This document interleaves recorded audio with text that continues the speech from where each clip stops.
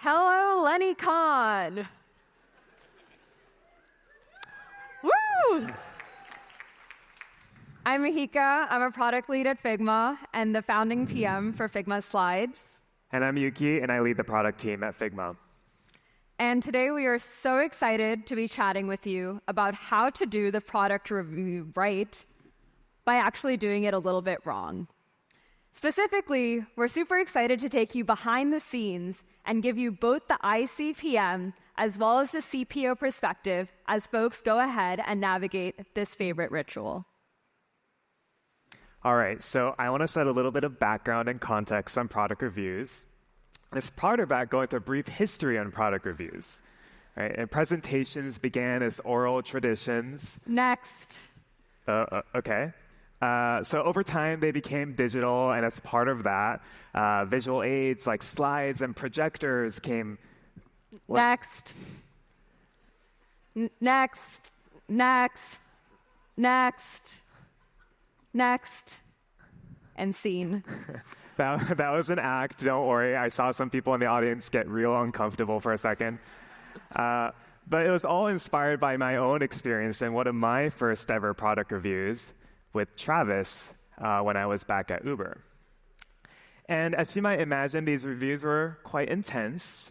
And you can get a sense of the vibes from that photo that someone had the audacity to take during such a review.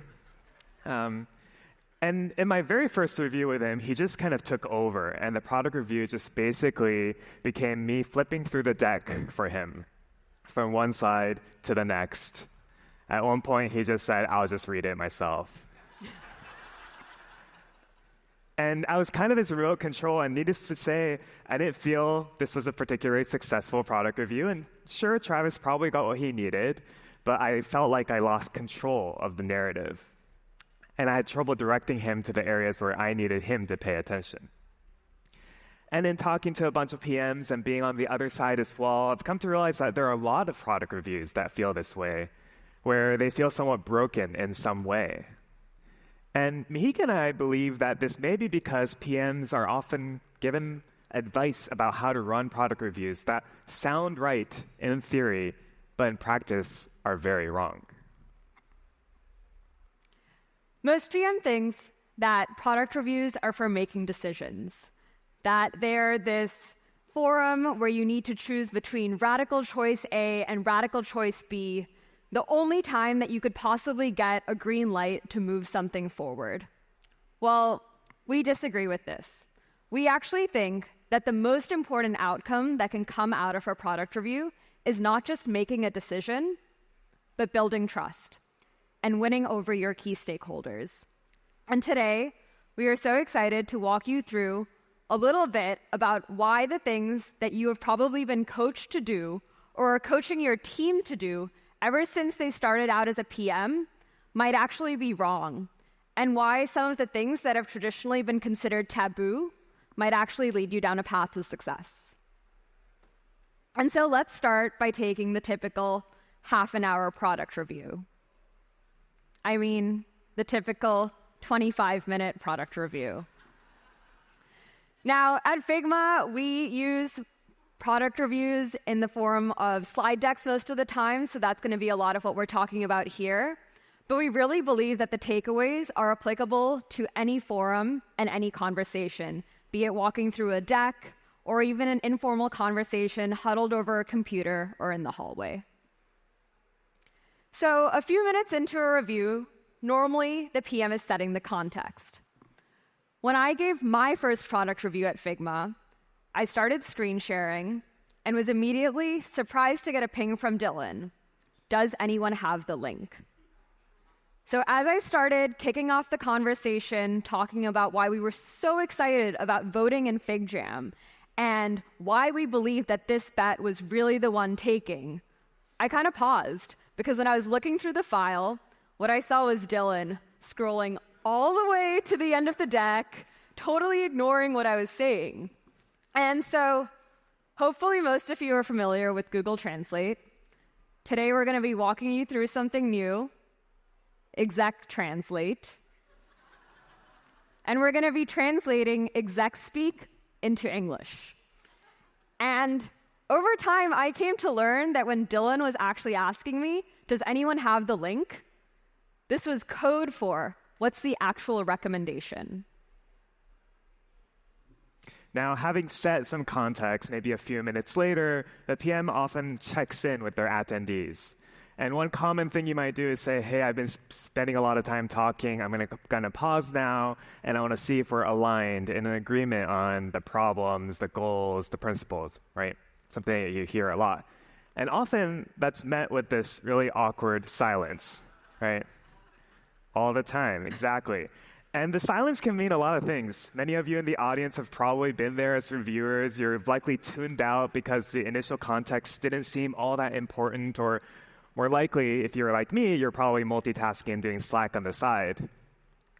Or often, it's just really too early to be able to say we're aligned because I'm just wondering, is this a trap? Because we're not entirely sure what it means to agree at this point in the review.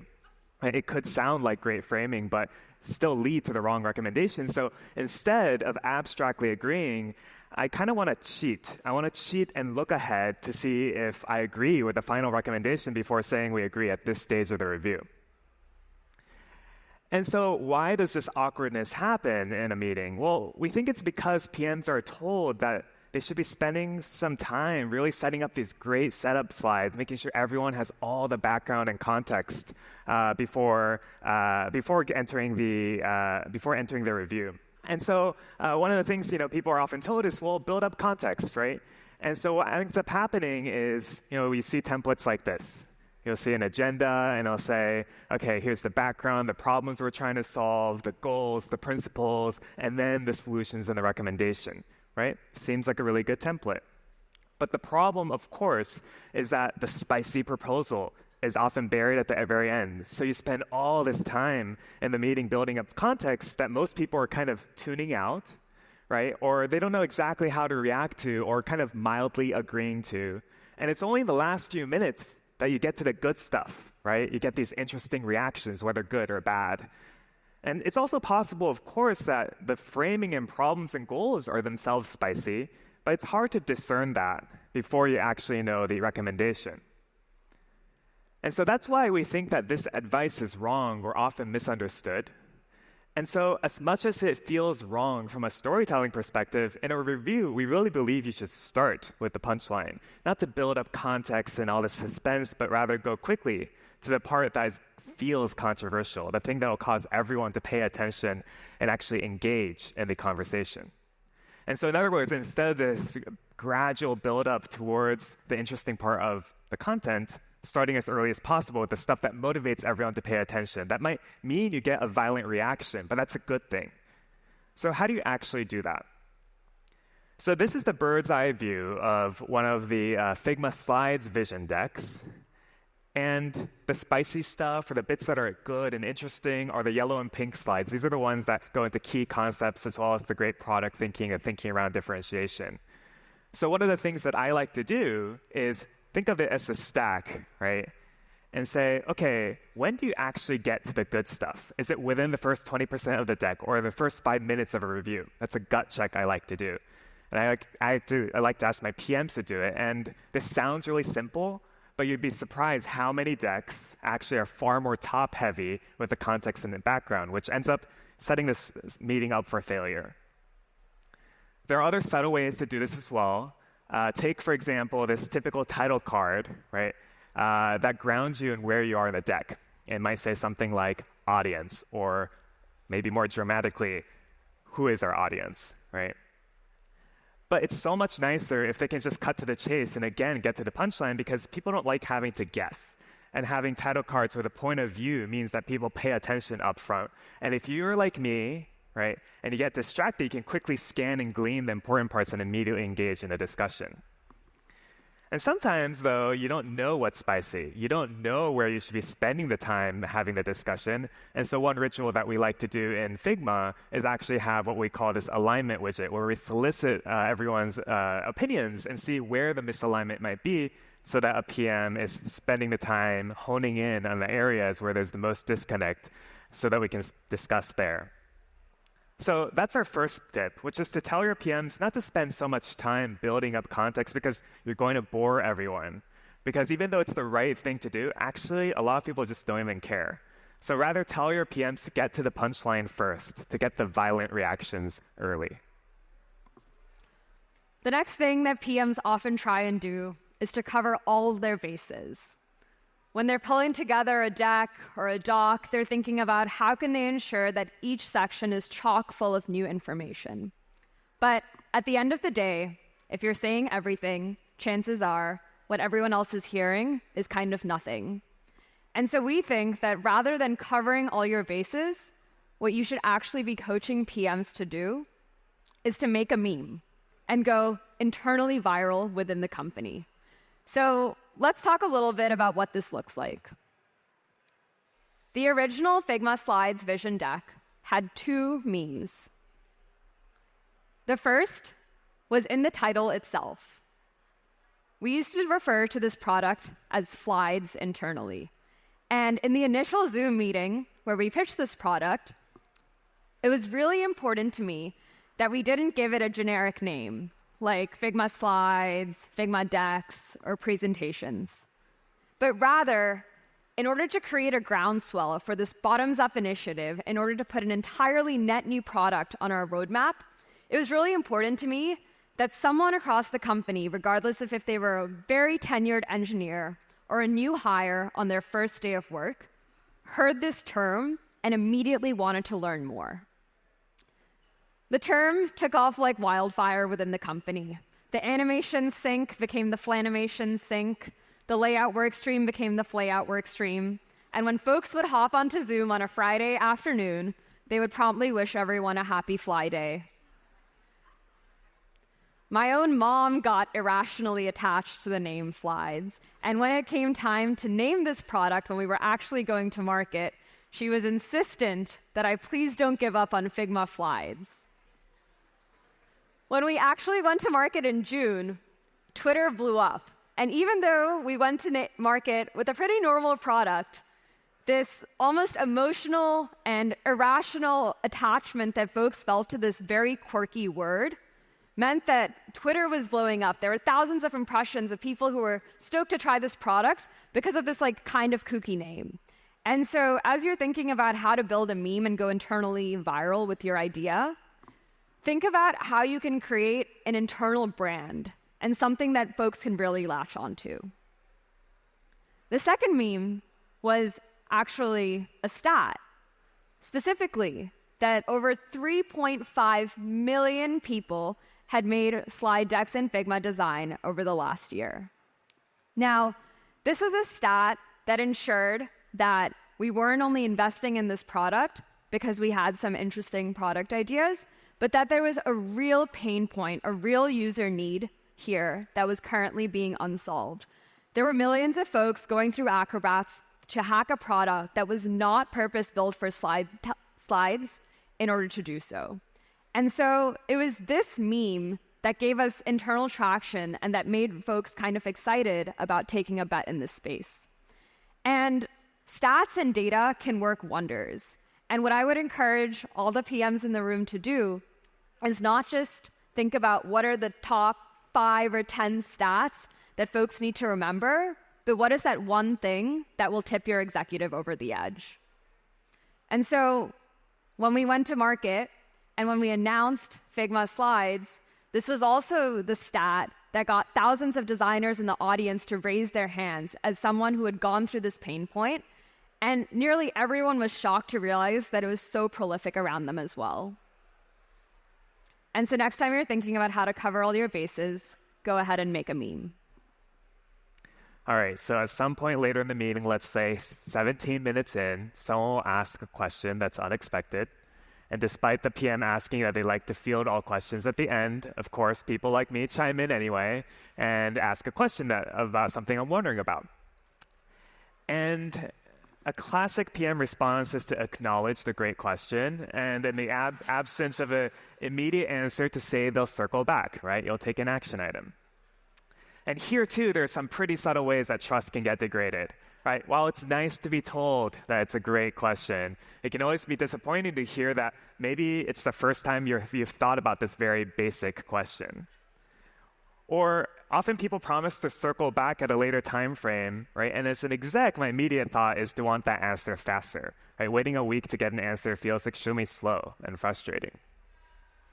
And so the advice here is, instead of always just circling back and following up later, which is probably what a lot of PMs do, tell your PMs that they should be unafraid to at least share their gut.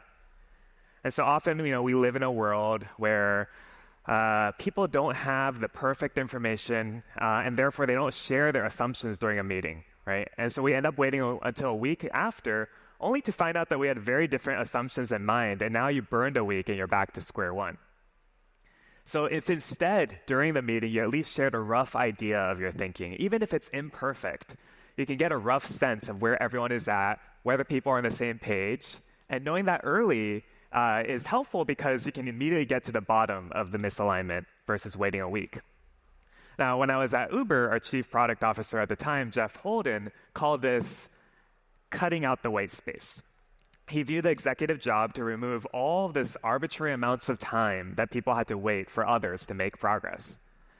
And now I know that often it's really hard to coax an answer like that out of people sometimes. Right? A PM might want to first run an experiment, a study, or a sprint before giving an answer. And Jeff had a trick, which I really like, where he posed it more as a thought experiment. He'd tell us to fast forward to that day when the experiment is over, when that sprint is done. And he asked what we thought we'd see at that point. And I like that framing a lot because it kind of lowers the stakes. We all know we're guessing. And it created much more of a safe space to share some rough thinking as part of that, knowing and get us aligned much faster. So in short, instead of telling your PMs to circle back, take that action item if they're unsure, encourage them to share their gut, even if the rough thinking is rough, to save everyone so much time and ultimately build alignment much faster. Now, as a PM gets towards the end of their presentation and only has a few minutes on the clock, a common tactic that folks employ is to only talk about the really positive things, only talk about all the reasons that this would be an exciting investment, like this outdoes all the others and more. But chances are, if you're trying to go ahead and only talk about the good things, you might actually have an executive who either asks you or in their head is thinking, what are the downsides? And in exec speak, they're actually wondering if you've thought about this deeply, or worse, are you hiding something? The trust kind of breaks. And so, while it's really important to treat these forums as a place where you're making a big, bold pitch, perhaps even more important is to treat your idea with a little bit of skepticism. So the official Flides vision pitch, which happened in February of last year, was actually preceded by 2 other product review-like forums. The first was Maker Week, which is our internal hackathon at Figma. This was the forum where I initially tried to get buy-in for the idea. I worked with a team, walked around the New York office, and convinced a bunch of designers and engineers to work on this idea, and we hacked together a prototype in just 1 week. We actually structured the demo just like a product review, where the audience was the entire company. And what was so amazing was that the chat absolutely blew up. There were folks from around the company, like Dylan, who had previously expressed skepticism about this idea, who were so stoked in the moment. And I thought that by creating this totally hyped presentation, by creating an entirely net new product in just a few days, we had done it. We had gone ahead and created buy-in to go ahead with this idea. I was shocked afterwards when I asked if we had the green light and was promptly met with a no. And that a Zoom pitch doesn't really do it in terms of getting the buy-in you need to move something forward. And so, recalculated, readjusted, and moved into a more formal product review setting where we reviewed the competitive landscape. We talked about why and how Figma should win in the storytelling space, how we were excited to build a tool that had the visual control of Figma and the interactive storytelling mechanisms of FigJam, and how no other player in the market satisfied all the core needs. As you can see, Slides had all these green boxes, and in my mind I was like, okay, someone's going to look at this chart and be like, obviously we must make this investment. But at the end of the day, this was kind of stacking the cards. And even though there were good ideas in this deck, the answer to do we have a green light was still kind of a no. And so that moves us to the official vision pitch, which we've been talking through today. And in this vision pitch, it was not just a big, bold bit pitch, but also an area where we treated the deck with a little bit of skepticism, where we took the time to go out and spend weeks talking to users, understanding their pain points. And a few tactical things that we did in this deck was that I basically structured it such that every pain point was immediately followed by a solution and then a proof point showing why this hypothesis that we had was either a great idea or maybe a not so great one. The second thing was for areas where we were pretty skeptical about which path to go down, it's actually to your benefit to be really honest about this. And so, for example, one of the most kind of tedious or trying questions for Figma Slides was thinking about how we would build a tool that allowed both non-designers and designers to have their preferred toolkit. And we laid out all these different variations. The last thing we did was akin to what Yuhki was talking about earlier, which was basically preempt the spice and make sure that you actually do have the answers for all the spicy questions that might be in your executives' heads, and prove that you've done the work and the homework in order to have an answer there. And so, big, bold pitches are super important, but so is a healthy dose of skepticism. All right, so today we covered all the things that you might be told as a PM, or even leaders in the room have been telling their PMs about how to approach reviews. And all of these on the surface are absolutely the right thing to do. But in practice, so much of this advice can be misapplied, and sometimes what seems wrong is actually more effective.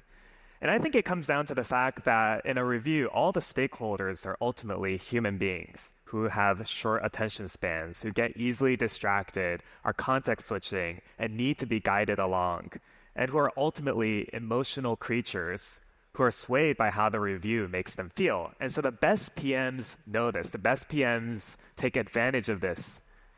And that's not all to say that we shouldn't focus on making decisions. We absolutely should.